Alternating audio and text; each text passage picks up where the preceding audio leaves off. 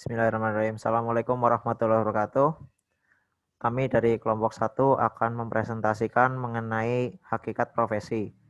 Sebelumnya, perkenalkan anggota kelompok kami. Anggota kelompok kami terdiri dari Ali Imron, kemudian ada Agni Hanandia Ardana, kemudian saya sendiri Agung Pangestu, lalu ada Amar Wedara Isfata, dan yang terakhir ada Alicia Wening Pramesti. Untuk materinya akan dibahas yang pertama oleh Mas Ali Imron. Pada Mas Ali dipersilahkan. Terima kasih untuk moderator. Untuk pembahasan yang pertama, saya akan menjelaskan tentang pengertian profesi. Profesi sendiri merupakan suatu pekerjaan yang memenuhi persyaratan, kriteria, dan unsur-unsur yang disyaratkan oleh profesi itu sendiri. Terus secara etimologi, profesi berasal dari bahasa Inggris, yaitu profession, yang artinya pekerjaan, atau dalam bahasa Latin yaitu profecus, yang artinya mengakui, karena dengan adanya pengakuan dapat menyatakan mampu tidaknya dalam melakukan suatu pekerjaan. Sedangkan secara terminologi terdapat beberapa pendapat, yaitu menurut Kamus Besar Bahasa Indonesia, profesi yaitu salah satu bidang pekerjaan yang dilandasi pendidikan keahlian, keterampilan, kejujuran, dan sebagainya. Dan yang kedua, menurut K. Bertens, profesi yakni salah satu moral community, masyarakat moral, yang artinya memiliki cita-cita dan nilai-nilai bersama. Yang ketiga, menurut pendapat dari Danin 2002, profesi berarti suatu pekerjaan yang mempersyaratkan pendidikan tinggi bagi pelakunya, yang ditekankan pada pekerjaan mental, yaitu adanya persyaratan pengetahuan teoritis sebagai instrumen untuk melakukan perbuatan praktis, bukan pekerjaan manual. Jadi dapat diartikan suatu profesi harus memiliki 3 inti pokok, yaitu pengetahuan, keahlian, dan persiapan. Terima kasih. Kembali ke moderator.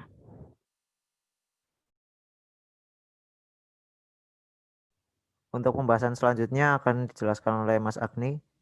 Pada Mas Agni dipersilahkan. Baik, terima kasih. Saya akan memberikan materi tentang profesi kependidikan.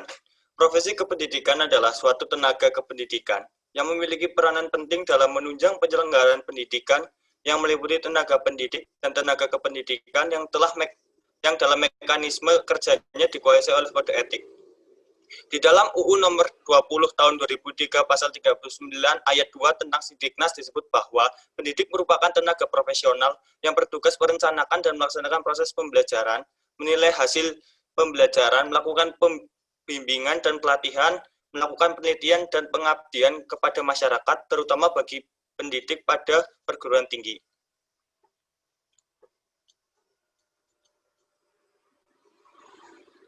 Jenis-jenis profesi di bidang pendidikan. Tenaga pendidik. Ya, kita bisa lihat contoh-contoh tenaga pendidik ada guru. Guru adalah pengajar pada tingkatan SD, SMP, SMA. Dosen adalah pendidik pada jenjang perguruan tinggi. Tutor adalah orang yang membelajarkan kelompok yang memfasilitasi proses pembelajaran dalam proses pembelajaran. Dan terakhir adalah konselor. Konselor atau pembimbing adalah seseorang yang mempunyai keahlian dalam melakukan konseling atau penyuluhan.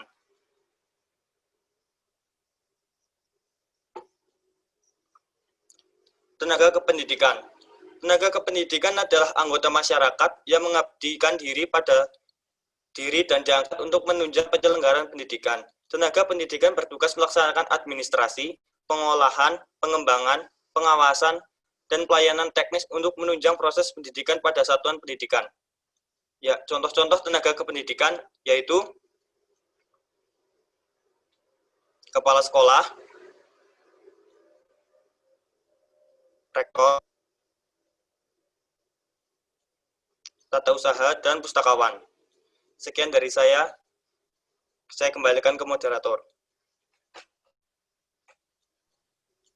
Untuk definisi khusus profesi keguruan akan disampaikan oleh Amar. Pada Mas Amar dipersilahkan.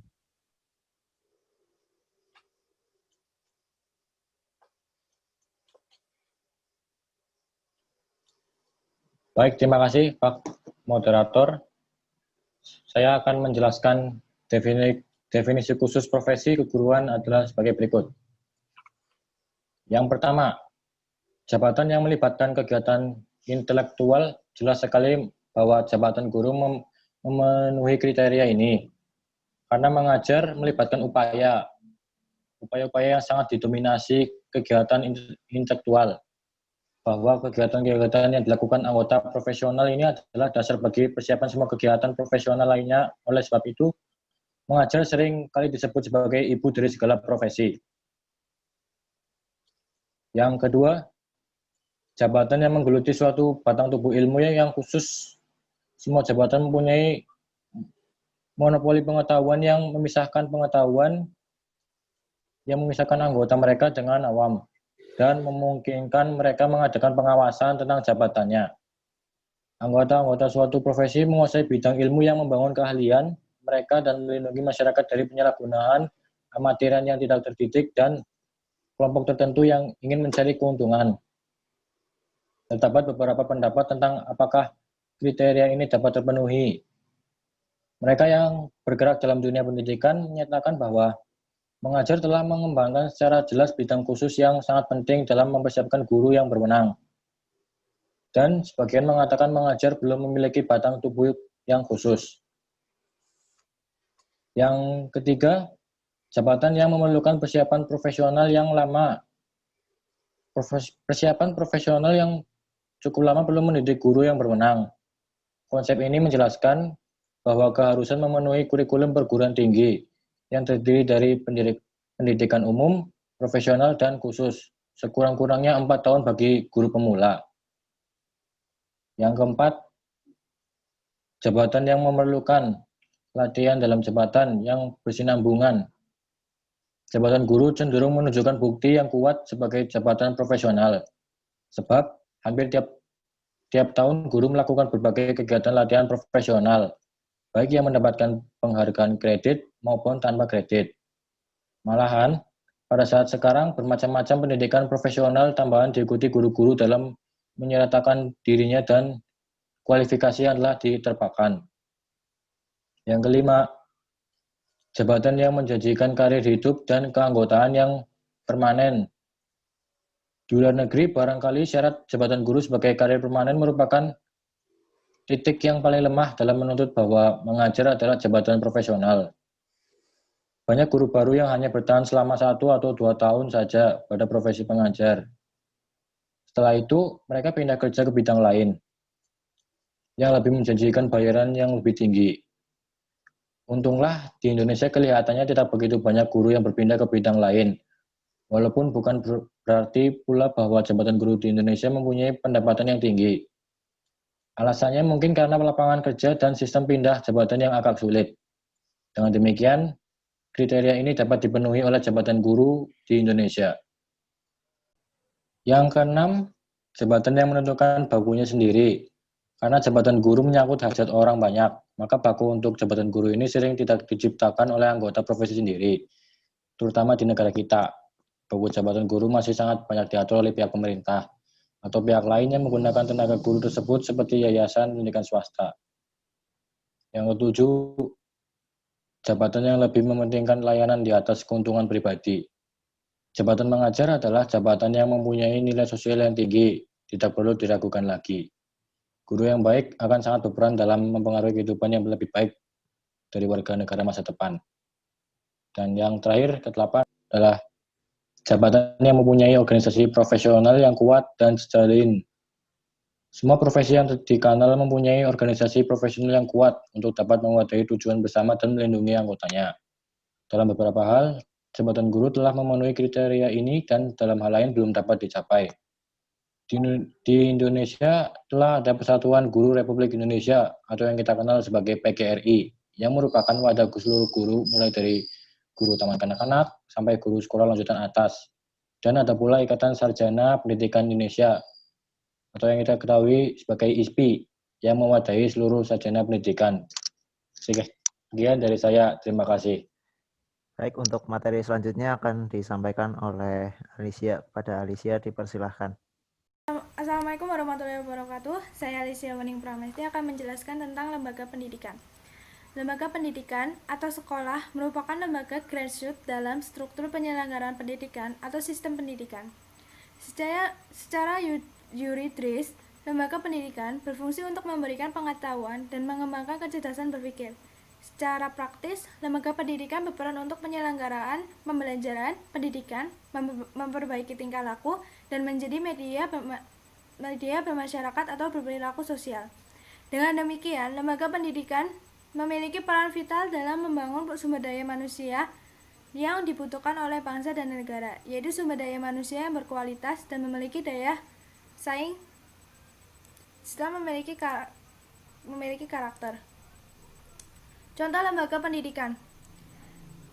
Adapun contoh beberapa lembaga pendidikan di Indonesia beserta fungsi yang di kehidupan masyarakat adalah sebagai berikut. Lembaga formal. Lembaga formal. Sekolah memiliki fungsi sebagai pemberi suatu pelayanan pembelajaran dalam belajar kepada suatu generasi muda dalam mendidik masyarakat. Lembaga pendidikan formal terdiri dari beberapa jenis seperti pendidikan umum, kejuruan, vokasi, profesi, keagamaan, dan khusus. Contoh lembaga formal ini diantaranya sekolah dasar, sekolah menengah pertama, sekolah menengah atas, sekolah menengah kejurusan, dan perguruan tinggi atau universitas atau institut. Yang kedua adalah lembaga non-formal. Dalam pengertian sosiologi, pendidikan yang dimaksud dengan pendidikan non-formal ini diselenggarakan untuk kepentingan masyarakat yang memerlukan suatu layanan pendidikan. Pendidikan non-formal ini mempunyai fungsi sebagai penambah lembaga pendidikan atau menjadi pelengkap pendidikan formal dalam rangka untuk mendukung pendidikan sepanjang hayat. Contoh dalam lembaga non-formal diantaranya adalah pendidikan anak usia dini atau PAUD, Taman Pendidikan Al-Quran atau TPA, Pusat Kegiatan Belajar Masyarakat atau PKBM, Pemberantasan Buta Aksara atau PBA, dan terakhir adalah Community Learning Center atau CLC. Ketiga, lembaga informal. Lembaga pendidikan informal merupakan suatu kegiatan pendidikan keluarga. Lingkungan keluarga adalah suatu lingkungan pendidikan pertama yang ditemui karena di dalam keluarga inilah seorang anak pertama kali akan mendapatkan didikan dan bimbingan di dalam keluarga. Contoh lembaga informal adalah dengan membantu ibu memasak secara tidak langsung membuat anak ikut belajar. Kedua, dengan membantu memberikan tanya jawab kepada adik menjelang ujian nasional secara tidak langsung membuat kita juga belajar. Dan yang ketiga, terakhir, dengan membantu mengurus keponakan secara tidak langsung kita belajar cara bagaimana mengurus anak. Sekian dari saya. Wassalamualaikum warahmatullahi wabarakatuh. Baik, untuk yang terakhir yaitu kesimpulan. Kesimpulan pada materi kali ini adalah profesi pendidikan merupakan suatu tenaga kependidikan yang memiliki peranan penting dalam menunjang penyelenggaraan pendidikan yang meliputi tenaga pendidik dan tenaga kependidikan yang dalam mekanisme kerjanya dikuasai kode etik. Layanan yang terdapat pada profesi pendidikan adalah adanya ikatan profesi, adanya kode etik, pengendalian batas kewenangan, dan adanya pengaturan hukum untuk mengontrol praktik. Tenaga kependidikan merupakan anggota masyarakat yang mengabdikan diri dan diangkat untuk menunjang penyelenggaraan pendidikan. Tenaga pendidikan bertugas melaksanakan administrasi, pengelolaan, pengembangan, pengawasan, dan pelayanan teknis untuk menunjang proses pendidikan pada satuan pendidikan. Lembaga pendidikan juga berfungsi untuk memberikan pengetahuan dan mengembangkan kecerdasan berpikir.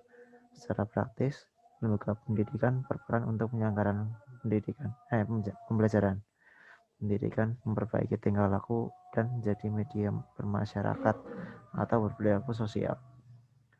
Sekolah merupakan bagian dari masyarakat. Sekolah memiliki fungsi untuk melayani masyarakat dalam bidang pendidikan, dan keduanya saling membutuhkan. Sekolah ada karena masyarakat membutuhkannya. Konsekuensinya, Masyarakat memiliki hak dan kewajiban berpartisipasi dalam kegiatan sekolah untuk mencapai tujuan pendidikan. Dan yang terakhir, lembaga pendidikan dibagi menjadi 3, yaitu lembaga formal, lembaga non formal, dan lembaga informal. Baik, terima kasih. Dan mohon maaf apabila penyampaian materi kami terdapat banyak sekali kesalahan. Apabila ada pertanyaan, dapat ditanyakan melalui diskusi. Terima kasih. Assalamualaikum warahmatullahi wabarakatuh.